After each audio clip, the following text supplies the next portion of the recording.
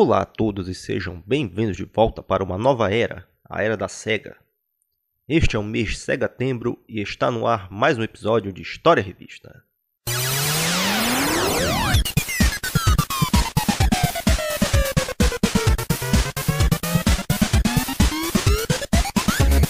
Exatamente isso que vocês ouviram. O mês Segatembro, onde durante 4 semanas mostraremos um episódio sobre algum assunto relacionado à Sega. E hoje vamos aproveitar que começou uma produção também de relançar episódios antigos na versão Turbo HD Remix. E vamos falar da coleção de relançamentos e remakes da própria Sega que receberam o nome Sega Ages. Algo muito interessante que na época não receberam a atenção que mereciam.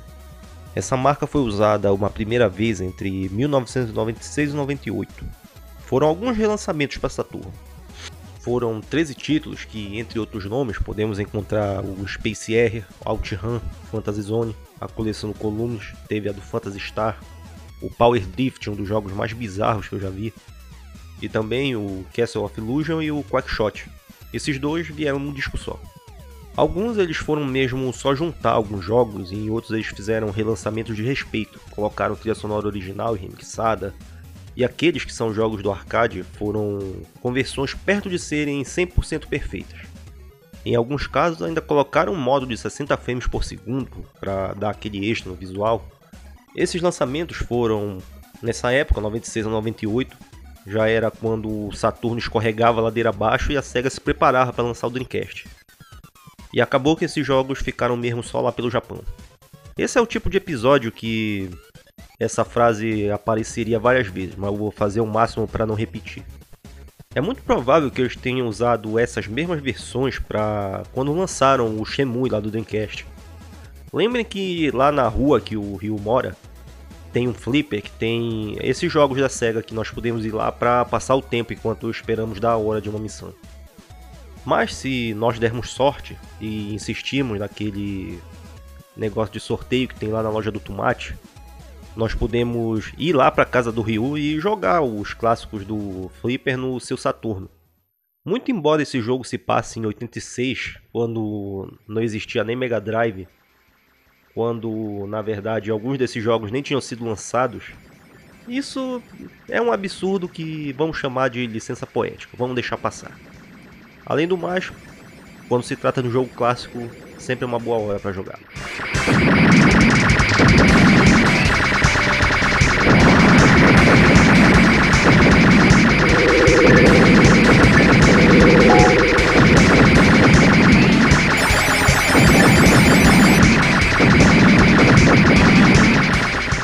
Depois dessa tem a segunda rodada da Era da Sega, que aconteceu no tempo que a empresa ironicamente já era, e podemos colocar que um dos motivos foi uma certa falta de visão para o que acontecia no mercado.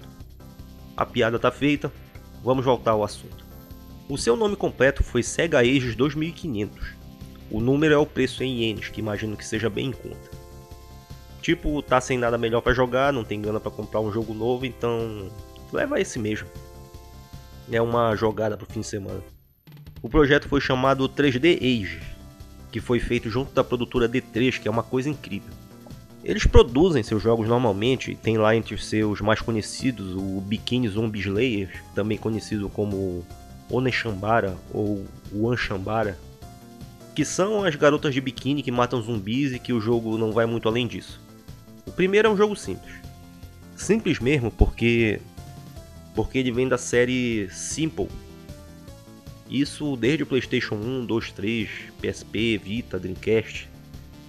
O Game Boy Advance tem, o DS e o 3DS tem. Lançaram também pro Wii e já tem pro Wii U esse negócio. De forma curta e grossa, imagine que um cara pensou: sabe o que ia ser legal? Um jogo de Autorama. Aí ele foi lá, programou um jogo de Autorama que só tem um carro, uma pista, um controle e só usa um botão. Provavelmente não tem pausa, não tem opções. O jogo não tem nada, se bobear ele não tem nem caixa. Tem só o Autorama mesmo. Boa parte da série simples é basicamente isso. E é por isso que são jogos baratos, sempre, o tempo todo. Cheguei a ver alguns desses no tempo do PlayStation 2 e tem lá um de paciência, aquele mesmo do Windows, só que todo em japonês. Tem jogo de caça-níqueis, carrinho de controle remoto. puzzles de todo tipo, mahjong, tem sinuca, tem pinball. O que tu conseguia imaginar de besteira, eles fizeram. Tinha um, por exemplo, que esse já era mais bem feito.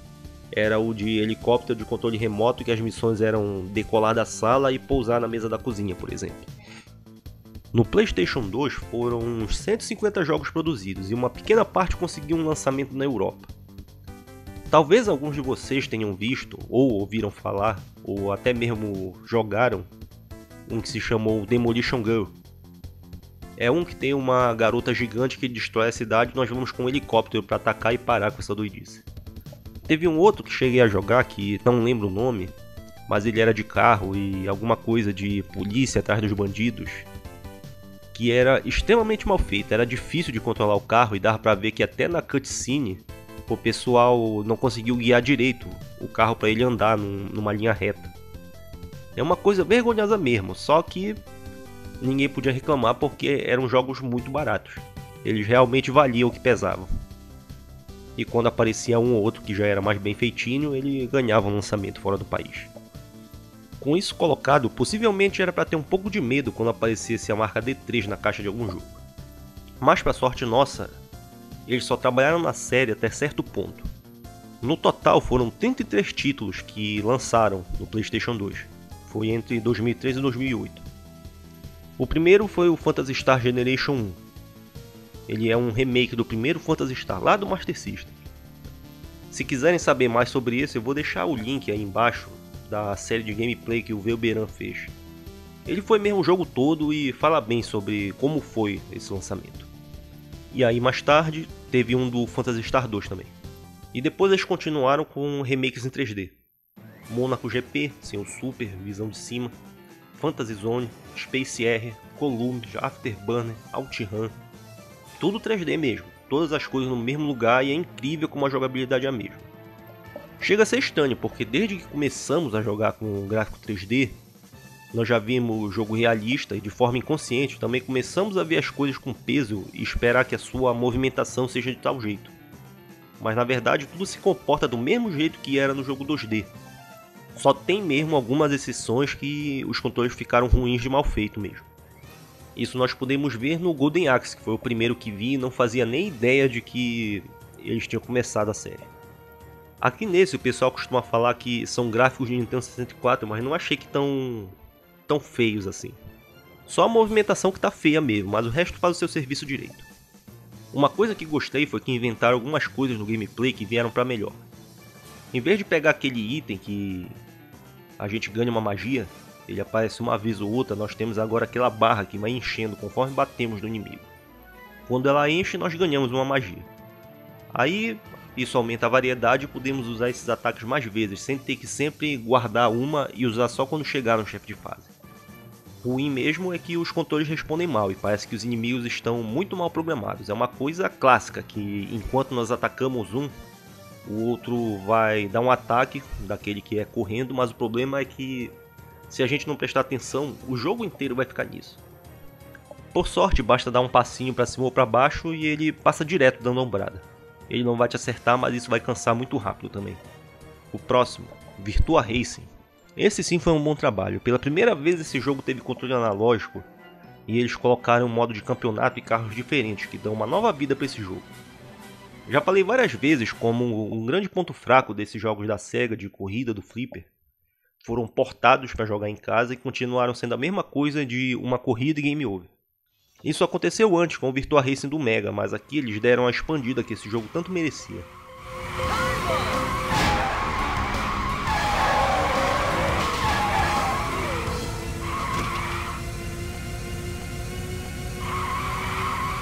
Depois de um tempo eles resolveram parar com os remakes, que é bem possível que as vendas estivessem baixas e as críticas ruins, e resolveram relançar os jogos sem fazer mudanças. O que em alguns casos foi zero. Foi quando começaram os jogos 3D do tempo do Saturno, tipo o Decathlete, que eram jogos de Olimpíada. E aí eles colocaram no pacote os jogos de inverno junto. O Virtua Fighter 2, Fighting Vipers e Last Bronx, que eram de luta, mais uma vez receberam conversões perfeitas do Flipper, mas era só modo arcade versus options e nada mais do que isso. Sendo que As do Saturno tinham aquelas que conhecemos bem que já são tradicionais: Survival, times, Time Attack, treino, ranking e sei lá mais o que.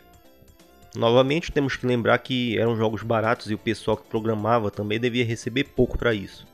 E eles tinham pressa para colocar logo isso no mercado, então já temos uma explicação. Só que mesmo assim, não colou esse negócio de cortar o que o jogo tinha de bom. Continuaram aqui com Duro de Matar ou Dynamite Deca, um jogo que gosto muito e foi um poucos que dava para escolher entre jogar a versão original ou novos gráficos. Nos seus modos tinha um que colocava o tema do Golden Axe nos personagens e uma super dificuldade. Ou um outro lá que nós jogamos com os monstros do Altered Beast. E aí temos que coletar aquelas orbes de energia, só que não disfarça que é sempre o mesmo jogo com um detalhe novo. E eles não conseguem prender o jogador, porque o modo original é sempre o melhor mesmo. Tem também o Panzer Dragoon, também dava para escolher entre gráficos antigos ou novos. E continuava um jogo animal, vale muito a pena mesmo. Lançaram um chamado Baú da Treasure, que tinha os seus jogos no Mega Drive, o Gunstar Heroes, Alien Soldier e Dynamite Head. E algumas coleções do Wonder Boy, Tetris, Phantasy Zone de novo, só que agora tem todos, e de novo Phantasy Star. Os 4 na sua versão original, 3 que nunca ouvi falar, que deve ter sido lançado só no Japão, e nenhum dos 2 remakes que falei no começo da lista. Dizem que tinha na fila, mas cancelaram, um do Alex Kidd, um do Streets of Rage e mais remakes do Phantasy Star. E olha que esses títulos realmente fazem falta. Por mais que ficassem ruins, um resgate do Alex Kidd e do Streets of Rage valeria muito a pena. Vamos agora ver a montagem de toda a coleção do PlayStation 2 e na volta tem um encerramento. Passa aí. Get ready.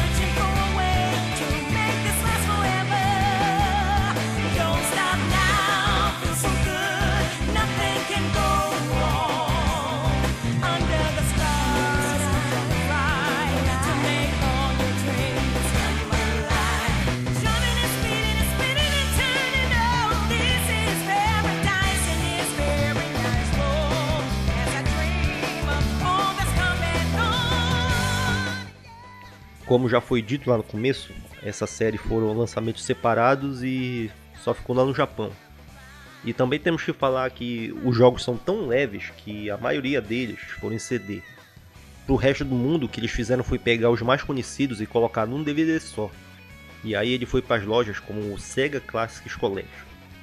Aconteceram os outros lançamentos que não fazem parte da coleção, embora eles tenham cara disso, tipo o Virtua Fighter 1 de 10 anos de aniversário da série, e um outro que foi o Sega Rally, o primeiro Sega Rally de 95, que eles nem foram vendidos separadamente, foram brindes para quem comprou edições especiais do Virtua Fighter 4 e do Sega Rally 4 do PlayStation 2. Também teve uma hora que saiu um Virtua Cop com os dois jogos no pacote único. Mas aí eu venho e pergunto por que não deram uma nova chance pro primeiro House of the Dead, por exemplo.